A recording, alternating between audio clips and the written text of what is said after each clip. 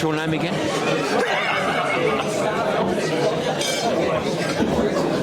Hi, Mum. Okay. Just have a bit of quiet. All right.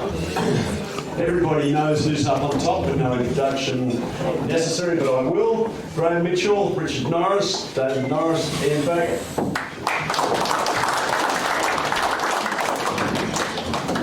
Great characters of this club, all of them.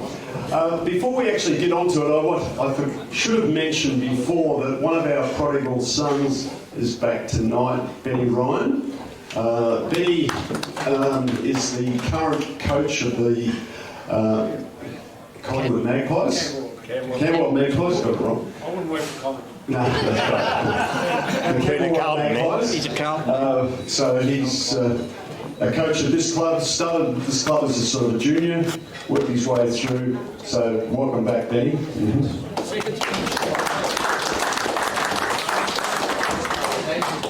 All right, our premiership success started in 1939-40, but we didn't have anyone to contact. No one had any communication with where we needed to go. But anyway, so we moved forward, 39-40, we've seen the photographs up there. We moved forward to 1952. Richard, you were playing at the club at that stage. I played the first half of the year, and then we went overseas to England for 3 years. Right. Yeah, but not in the seconds. The club at that stage in 52-53, where was it sort of at? We were... Preston had been a struggling club. It had joined the subbies in 1922, and the first 11 had never made the finals until 1949-50, but then didn't make the finals again until the early 60s. Yeah. So a bit of a drought, but we won it. Yeah. And then we had to go through until 1966-67. And all of you boys actually played in that when you were boys, so to speak. Yep, I was the eldest. It was a difficult time for the club. We had lost senior players. Ray Harvey retired, and we lost people who would normally have played in the firsts, and the team that was put together was quite inexperienced. And I had played some years in the ones. I was asked to play as captain of the seconds, and at that stage we had a very inexperienced lineup. Not a lot was expected of us that year. Bags, you were pretty young at that stage. How old were you? I turned 21. We played a one-day on the Saturday to finish the home round, and the finals started on the Monday, and I turned 21 on the Sunday, and I couldn't care less about turning 21. All we wanted to do was get into the cricket. Okay, yeah. Mitchie, you were just starting off? This bloke next to me, he was 30 and I was 15. Yeah, yeah.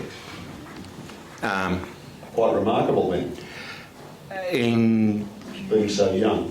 Yeah, it was, I wouldn't say daunting, but all the guys, like I was a mate of Bagsy's anyway, and but connecting with, actually my first game in the seconds, Brian Barnes was captain, but a couple of games later we linked up, Dick and me, and he's just been like a father figure to me because I lost the old man early in life, and he's Mr. Preston, we all know that.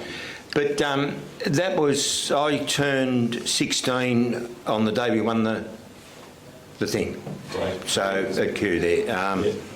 Yeah, which was, well, as a kid, you don't realise what's going to happen next sort of thing. And, it's just happy. Yeah.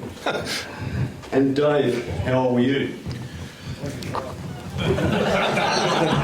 Well, I played through the year, but unfortunately with these guys, I didn't play in the actual final, which was shameful. What was that? I didn't play in the actual final, but yeah, I played right through the year, and it was tremendous because we're a bunch of young blokes, and I'd come down to, I was only 17 or something, and same deal as Scratch. I mean, we'd all just been thrown together under Dick, and it was a fantastic year, and I don't think people ever expected us to go that far, but we did. And these guys, Bagsy played a great hand in the final. We had another bloke who never went on after that, Darren McMenamin, who was such a talent. He'd come from Trinity Grammar. He was such a talent, never played cricket afterwards. He just played that year, and wasn't he, Bags? He was a wonderful talent. Very stylish, and he just looked like a really good player. Yeah. Didn't make massive scores, but you could see him being a really good player in the future, and that was it. Never played any more for Australia anyway.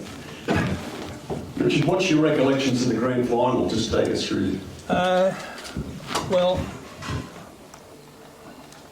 The major recollection I had was that we were up against Geelong, and That's not the grand final. no, well, it was called the sorry. grand final, Okay. and then it became the championship, as they were in those days. Teams from the grand final winners of each section then played off in the championship.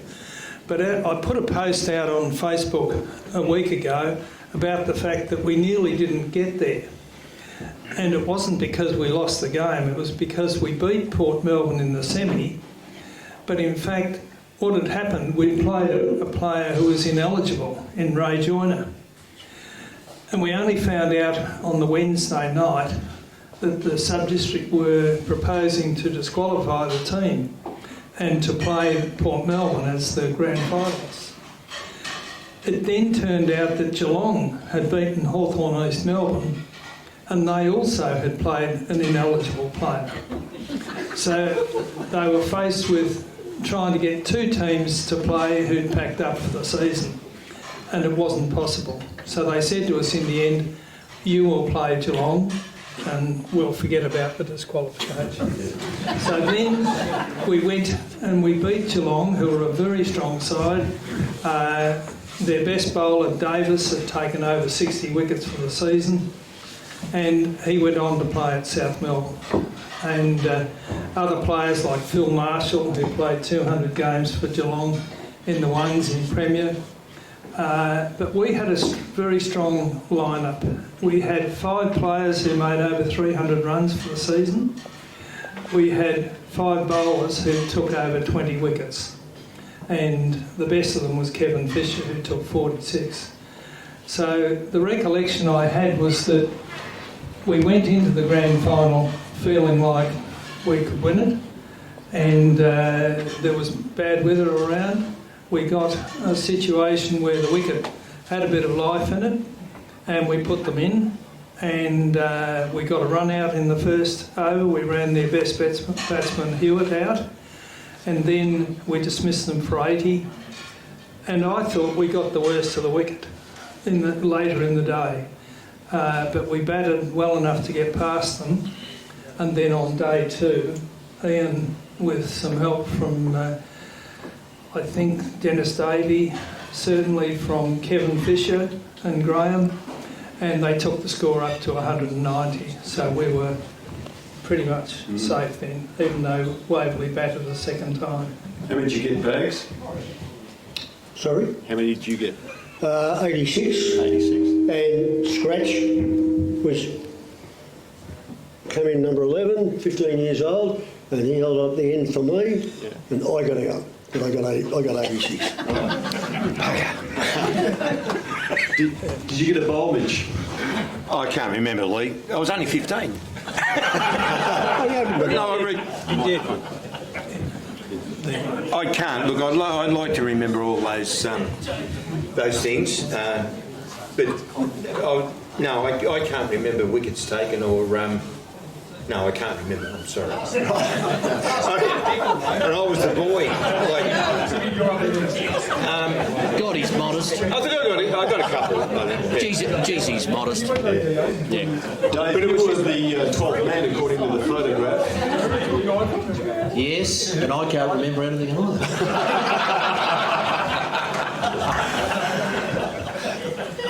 Okay, what was the celebration like, Bags? I know Barry Padley and I drank 3 long necks together in the shower, so that was a good start.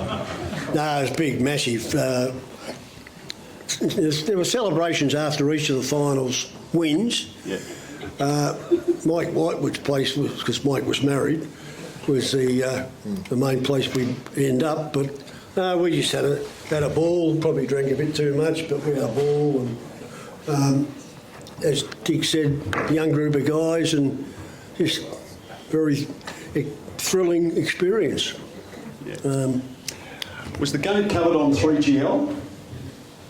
No, you think at Geelong? Yeah. We played Geelong here. I don't think it was on 3GL.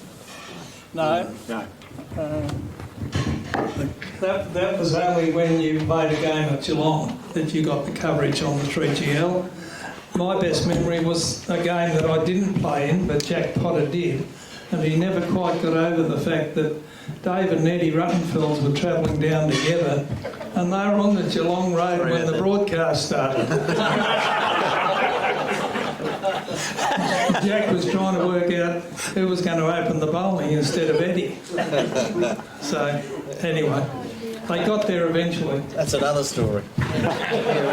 Mitch, what's your recollections of the game? You must have some, even though you were 15. Yeah, no, I don't.